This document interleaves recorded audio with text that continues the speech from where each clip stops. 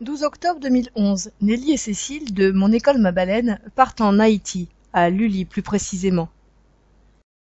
Ce projet prévu pour 2 ans a été mis en place par le CARSPO avec son chargé de mission Franck Gourdin.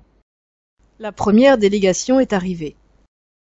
Jean Wiener, président de Foprobim, sur place depuis des années, ouvre la séance. Daniel Dubois, responsable local, participe activement. C'est parti, les 5 écoles sont là, privées ou religieuses. Chacune est représentée par 10 enfants accompagnés de leur maître d'école. Le groupe électrogène dehors nous fournit l'électricité qu'il n'y a plus depuis longtemps. Nelly et Cécile font découvrir aux enfants le milieu marin et sa fragilité.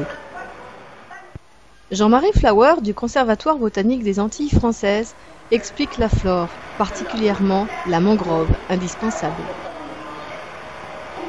Davidson écoute et participe.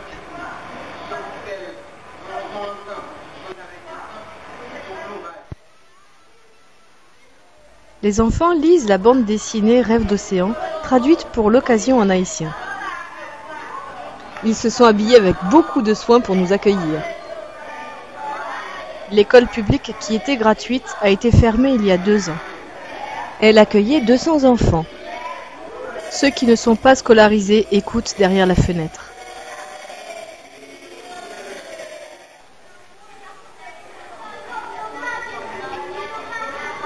Cécile anime et corrige les exercices.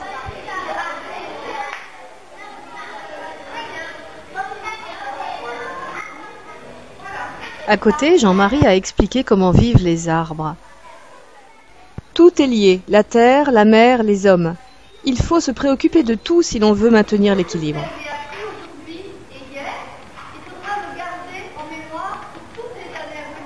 C'est la raison pour laquelle le projet touche plusieurs domaines.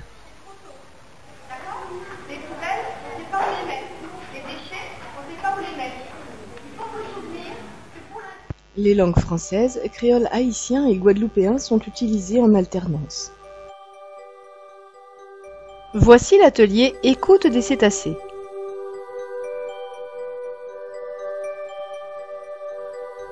Apprendre et transmettre. Les enfants interrogent longuement Cécile sur les tortues. Mieux connaître le monde sous-marin et le protéger. Reboiser des mangroves, renforcer une pépinière, des alternatives économiques durables sont possibles.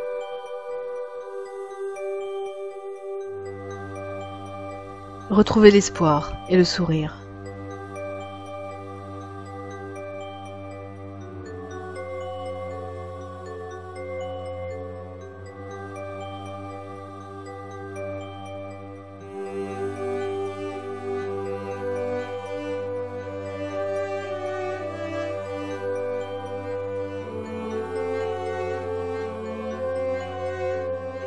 En associant peut-être un jour ceux qui n'ont plus accès à l'école.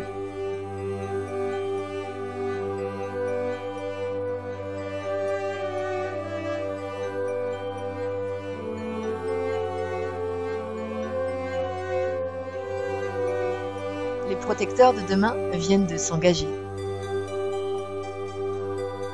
Beaucoup d'autres actions doivent se mettre en place. Soutenir des projets déjà existants ou des actions déjà engagées. C'est ainsi que 40 nouvelles ruches doivent être construites. La mangrove coupée pour le charbon de bois doit être reconstituée. 20 000 palétuviers doivent être replantés. Le développement de la pépinière fournira des manguiers, des papayers, orangers, pamplemoussiers. La mise en place de latrines est prévue ainsi qu'une sensibilisation à l'éducation sanitaire.